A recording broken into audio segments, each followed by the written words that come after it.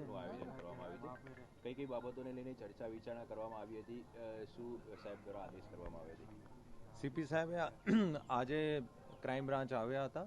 તમામ PI, PSI અને constable સુધીની સાહેબે બહુથી વિગતવાર મિટિંગ લીધી છે અને સૂચના પણ આપી છે અને ચકાસણી પણ કરી છે કે કેટલા ક્રિમિનલ્સ પાસાથી છૂટીને આવ્યા છે, કેટલાનો ગુનાહિત રેકોર્ડ છે અને એનો એક એક્શન પ્લાન પણ તૈયાર કરવામાં આવ્યા છે અને એક્શન પ્લાનમાં તમામ કોન્સ્ટેબલ્સનો પણ મોરાલ અપ રહે. એક ટીમ તરીકે અમદાવાદ સિટી પોલીસ, સ્થાનિક પોલીસ સાથે મળીને કેવી રીતે આપણે આ બધા ગુનેગારોનો કાયદાનો ભય હોય એવા એક પ્લાન તૈયાર કર્યા છે અને આવતા ટૂંક સમયમાં આ પ્લાનનો અમે અમલવારી કરશું. કઈ રીતે કામગીરી કરવામાં આવશે? તમામનો ગુનાહિત રેકોર્ડ શું છે, ક્યાં બેઠક છે, સાંજનો છે, ટાઈમિંગ શું છે અને ત્યાં ક્રિમિનલ એક્ટિવિટીઝ ભૂતકાળમાં કેવી રીતે રહી હતી, અત્યારે શું છે, અત્યારે કોઈ ધંધામાં કામ કરે છે કે નથી, આ ખાલી ટપોરીગીરી કરે છે, આ તમામ વિગતો કલેક્ટ કરવા માટે કીધું છે અને એકવાર બધી વિગતો આવી જશે ને એના પછી અમે અમલવારી કરશું. આરોપીઓનો લિસ્ટ પણ છે. ગુજકોપમાંથી પણ માહિતી મળી છે. ઘણા બધા સીપી સાહેબે પાસાનો પણ છેલ્લા 2 વર્ષમાં ઘણા બધા હુકુમ કર્યા છે, એની પણ વિગતો છે અને જો ભૂતકાળમાં ગેંગ્સ તરીકે કામ કરતા હતા એની પણ વિગતો છે. તમામ વિગતો લઈને આ કાર્યવાહી કરવામાં આવશે.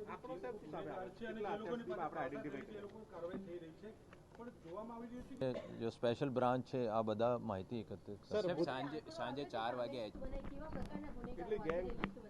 અત્યારે જો વધારે ટાર્ગેટ છે આ સામાજિક પ્રવૃત્તિમાં સંડોવાયેલા હોય અને મારામારીનો ગુનામાં હોય, ખાસ કરી શરીર સંબંધી ગુનામાં હોય એવા લોકોનો અમે માહિતી એકઠી કરી રહ્યા છીએ. આંકડો મોટો છે.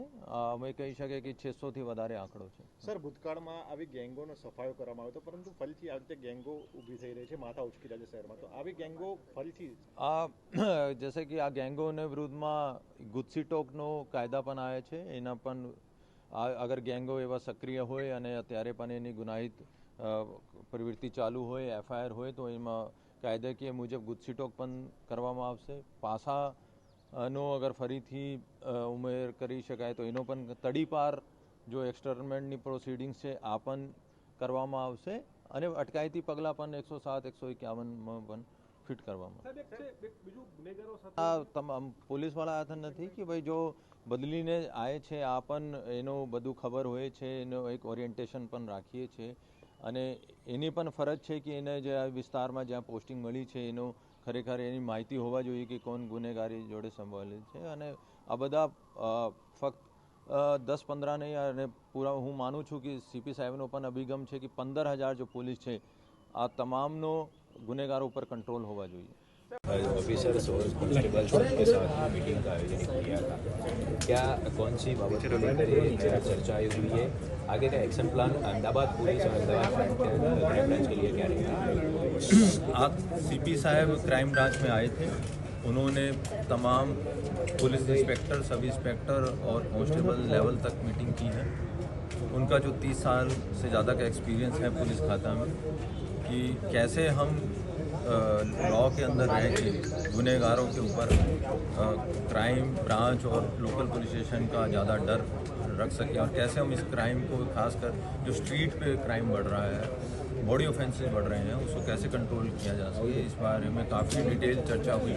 एक प्लान भी तैयार किया जा रहा है और आप जैसे 3 महीने में रथ यात्रा भी आ रही है उसके हिसाब से भी और काफ़ी डिटेल चर्चा हुई और एक प्लान तैयार हुआ है और हम स्थानीय police, crime branch, special branch सब मिलके काफ़ी बड़ा डाटाबेस क्रिएट कर रहे हैं. जो स्थानिक लेवल पे टपोरी हैं या पैटियो क्रिमिनल्स हैं या फिर मारामारी में इन्वॉल्व हैं या पासा से छूट के आए हैं, तड़ीपार से हुए थे पहले या उनका गुनाहिती रिकॉर्ड है, उसको हम फिर से उनके ऊपर क्या क्या अभी एक्टिविटीज़ उनकी चालू है, क्या नहीं है, कैसे वो पैसा कमा रहे हैं और कैसे किस एक्टिविटीज़ में इन्वॉल्व हैं, वो सारी इकट्ठी करने के बाद सीपी सर ने जो डिटेल इंस्ट्रक्शन दिए हम उसको फॉलो करेंगे. ગેંગ તો અત્યારે અમે કહી શકીએ કે બહુ વ્યવસ્થિત જો ઓર્ગેનાઇઝ ક્રાઇમ જેનો કહીએ છીએ એવા જો ભૂતકાળમાં લતીફનો હતો, વહાબનો હતો, ફ્રેક્ચર ગેંગ હતી એવા નથી. પર જૈસે કે ઘણા બધા એવા પણ ક્રિમિનલ્સ ધ્યાનમાં આવી રહ્યા છે જેનો ગુનાહિત ઇતિહાસ ન હોય તો પણ અત્યારે આ એક્ટિવ થયા છે. હોઈ શકે આ સોશિયલ મીડિયામાં વધારે ટપોરીગીરી કરતા હોય. અમે એક ઝુંબેશ પણ ચલાવવામાં આવી હતી કે અગર સોશિયલ મીડિયામાં લોકો કંઈ ગન યા કોઈ ગેરકાયદેસર હથિયાર રાખતા હોય તો એક વોટ્સએપ ઉપર મેસેજ કરો. એનાથી અમે પણ ઘણા બધા માહિતી મળી હતી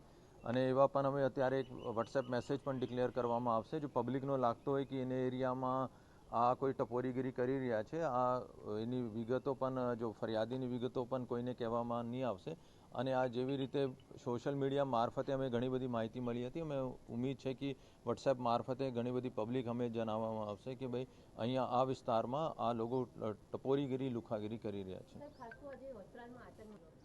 એના વિરુદ્ધમાં પણ પહેલાં સીપી સાહેબે પાસા પણ કર્યો હતો. એક અઠવાડિયા પહેલાં ક્રાઇમ બ્રાન્ચે પહેલાં પકડ્યો હતો અને જેલથી છૂટીને આવ્યા હતા એક અઠવાડિયા પહેલાં.